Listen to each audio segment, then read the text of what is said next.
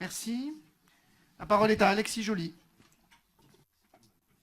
Oui, merci, Monsieur le Président. Notre position sur ce dossier n'a pas varié d'un iota. Nous sommes toujours évidemment favorables à l'aménagement et la rénovation du rondeau, donc de l'aménagement de la 480.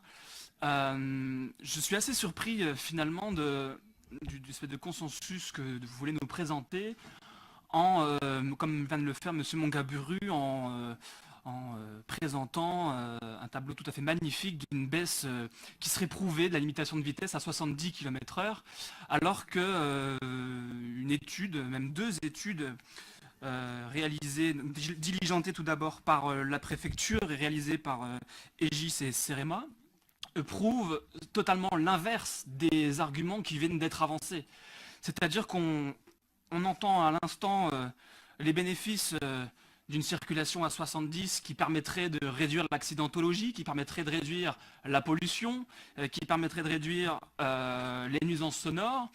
Et finalement, je me demande si ici, dans cette salle, il y a des gens qui ont pris la peine de faire leur travail et de lire l'étude qui a été diligentée et d'en tirer les conclusions et d'accepter que les conclusions de cette étude qui ont été faites par des agences, par des ingénieurs, émettent des conclusions finalement totalement différentes de ce que vous dites. Parce que, contrairement à ce qui a été dit, en matière de circulation, donc là je vais reprendre les propos qui sont dans cette conclusion. L'étude, en ce qui concerne la circulation, précise que les deux scénarios sont identiques. Donc c'est l'objet de mon amendement finalement, donc vous retrouvez ces éléments qui sont inscrits dessus. Les scénarios sont identiques en matière de circulation et l'avantage d'une circulation à 90 km/h permettrait justement de gagner du temps. On estime à 1 minute. En matière d'accidentologie, il n'est absolument pas prouvé et au contraire que la baisse à 70 km/h permettrait une réduction de l'accidentologie. Au contraire, l'étude déclare que les deux scénarios sont considérés comme équivalents. En matière de nuisance sonore, les différences de bruit attendues sont peu perceptibles à l'oreille humaine.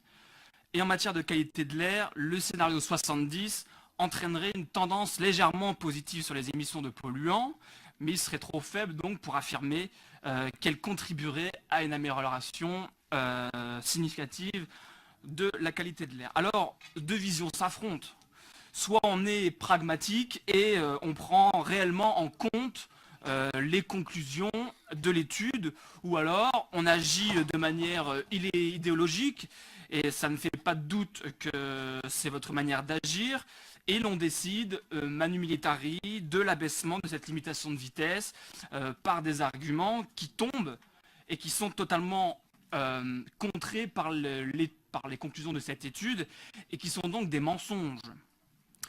Alors on pourrait également aussi, plutôt que de toujours s'attaquer une fois de plus aux automobilistes, eh bien, travailler à améliorer le report modal, notamment les usagers qui utilisent le train, par exemple, en travaillant et en investissant sur la liaison, par exemple, entre Lyon et Grenoble, pour améliorer, pour permettre aux usagers d'aller plus vite et de manière beaucoup plus propre.